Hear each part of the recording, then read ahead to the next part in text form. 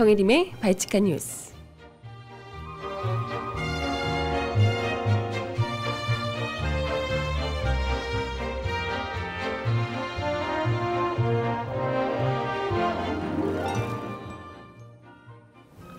여러분 안녕하세요. 1년 중에 가장 큰 보름달이 뜬다고 하는 정월 대보름의 아침, 발칙한 뉴스입니다. 아침에 어떻게 나오실 때 부럼 좀 깨 드시고 나오셨나요? 혹은 귀발기술 한 잔 살짝 하고 나오셨나요? 저는 귀발기술도 안 먹었는데 멀리서부터 들려오는 소식이 쏙쏙 그냥 귀에 자꾸 와닿나요? 무슨 얘기인가 하면요, 유엔에서 한국 정부 표현의 자유가 많이 후퇴했다라는 보고서를 채택할 예정이다라는 가슴 아픈 소식이 그냥 귀에 쑥쑥 들어옵니다. 그것도 콕 집어서 그냥 한국 전체가 아니고 MB 정부 들어서라고 보고서를 채택할 예정이라고 하네요. 뭔 소린가 싶으시죠? 음악 듣고 와서 이야기를 한번 나눠볼까 합니다. 신청곡 있으신 분 올려주시고요. 참 제목이 의미심장한 노래 하나 첫 곡으로 들려드리고 올게요. 달마시안이 불러요. 그 남자는 반대. 어머, 누굴 반대하는 거지?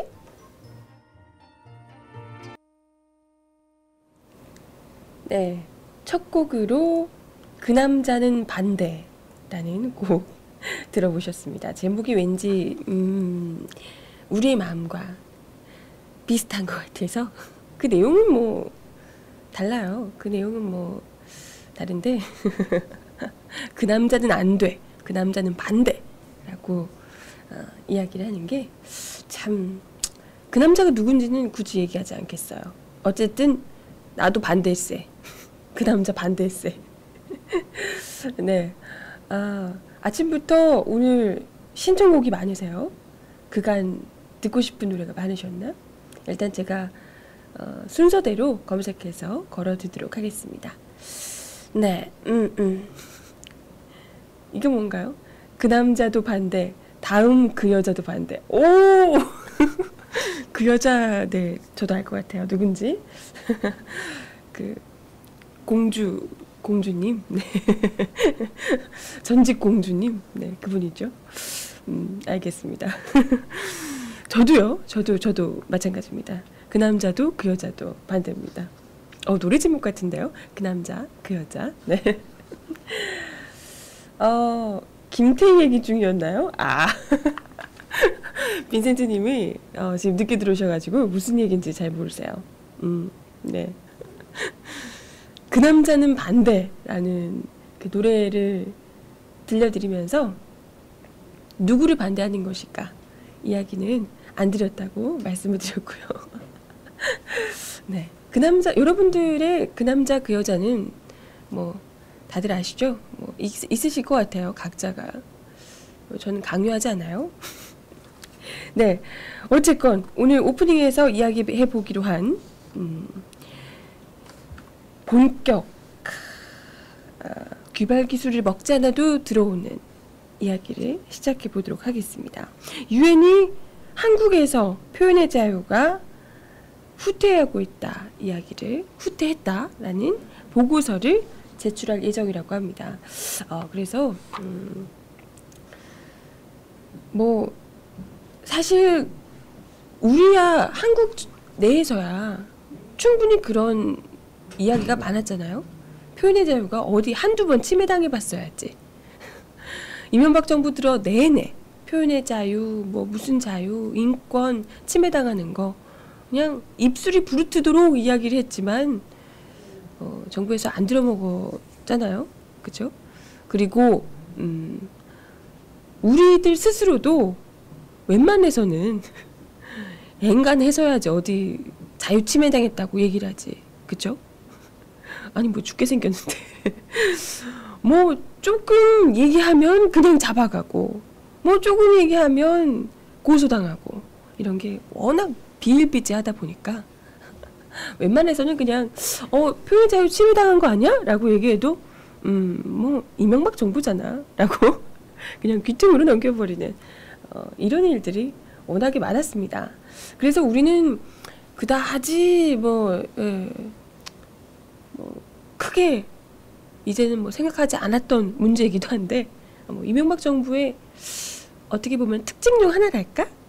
이렇게 생각한 게 아닐까 싶어요. 그랬는데 우리 국민들이 이명박 정부는 표현의 자유 침해하는, 인권을 침해하는 정부, 이렇게 생각했던 걸 넘어서서 이제 국제사회에도 이걸 인정을 해주려는 모양이에요. 보고서까지 채택을 해서 유엔에서 그럴 예정이라고 하니까요.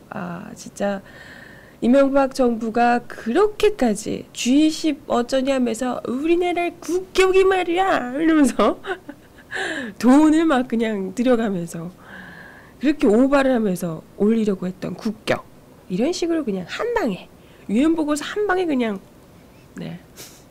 말짱두름으로 만들어버리는 그런 일이 있고 말았네요. 우리는 이럴 줄 알았는데 설마 그 남자는 모르셨나? 그분은 모르셨나? 모르겠어요. 근데 사실 이런 보고서가 나올 것이 이미 예측이 됐었습니다. 여러분, 작년에 있었던 민족의 소리 보도 기억나시나요? 예전에 언제였죠? 작년 5월에 인권 상황 확인하기 위해서 한국을 방문했던 분이 있습니다. 누구냐? 기사, 이때도 열심히 기사 보셨던 분들 기억나실 텐데 프랭크 라리라고요. 알고 계시나요? 프랭크 라리라는 그 유엔 특별 보고관이 한국의 인권 상황에 대해서 직접 판단을 해보기 위해서 왔었습니다. 한국을 방문을 했었는데요. 그때 당시에 엄청난 일이 있었어요. 그렇죠. 체계바라님 바로 나오시네요. 이때 여러분 잘 생각하셔야 돼요. 유엔 특별보고관이 이거 뭐 그냥 개인도 아니고요. 어느 나라에서 온 것도 아니고요.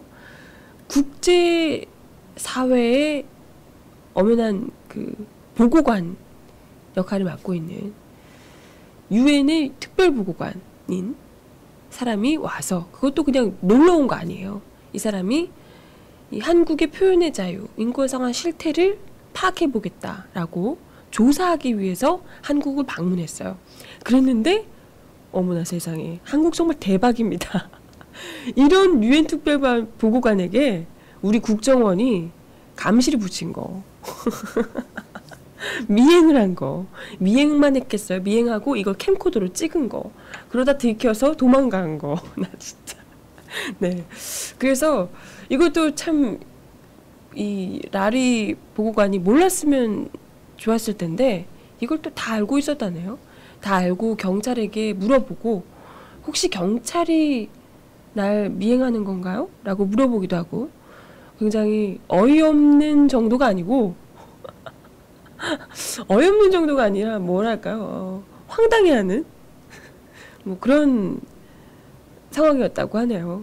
그래서 이걸 물론 이걸 가지고 바로 너네 왜 날 미행하냐, 국정원에서 왜 그렇게 하는 거냐 라고 이야기를 할 수도 있겠지만, 일단은 자기가 조사를 하러 온 목적이 표현의 자유 실태, 표현의 자유를 어느 정도 침해하고 있는지, 잘 되고 있는지 이런 걸 보러 왔기 때문에 일단은 황당한 마음, 화를 억누르고 그것에 대해서도 언론들이 막 숱하게 이제 요청을 했는데, 취재 관련해서 문의를 요청했는데 그것도 대답하지 않고 끝까지 그 표현의 자유 실태를 조사하는 일에만 매진을 했었습니다.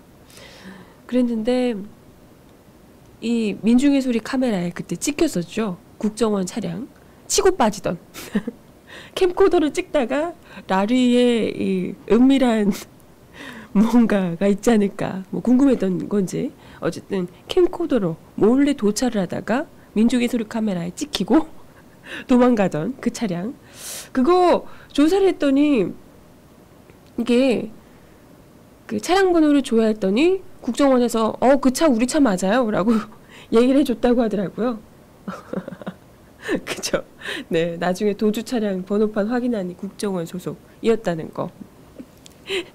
네, 참 이렇게 살짝만 캐도 바로 드러날 걸 왜 이런 국정원이 이렇게 허술해서 되겠어요? 그죠? 미행하다 들키고 그것도 기자한테 들키고 정말 창피합니다. 우리나라 안보가 위험한데, 그죠?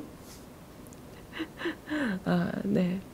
그래서 그 국정원이 직접 그것도 표현의 자유 침해를 조사하러 왔는데 그 보고관을 미행까지 하면서 우리 많이 예상을 했었거든요. 이것까지 보고가 되면 유엔에 이거 진짜 큰일 난다. 국제사회에서 우리나라 어떻게 보겠냐. 그나마 아시아에서 인권이 상당히 이때까지 많이 인권 선진국 정도로 우리가 불릴 만큼 우리가 인권만큼은 제대로 가고 있다라고 자타공인하고 있었던 상황이었는데 이명박 정부가 다 완전 그냥 후퇴 정도가 아니라 완전 백투더퓨처 20-30년 전으로 돌려버리는 상황이라는 것이 국제사회에 드러나게 되지 않을까 걱정을 많이 했었거든요. 그랬는데 아니나 다를까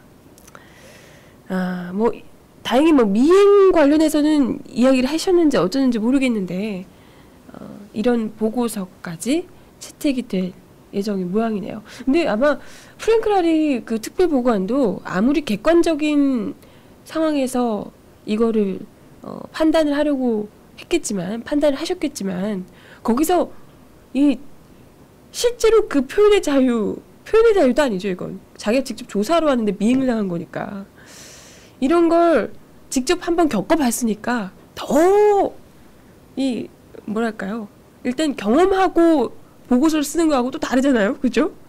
한번 경험을 해봤으니까 더 생생하게 이 현실에 대해서 적지 않았을까 이런 생각이 드는 겁니다.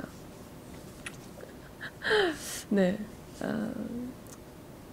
그래서 이 당시에 그 유엔 특별보고관 프랭크 라리가 그런 이야기를 했었어요.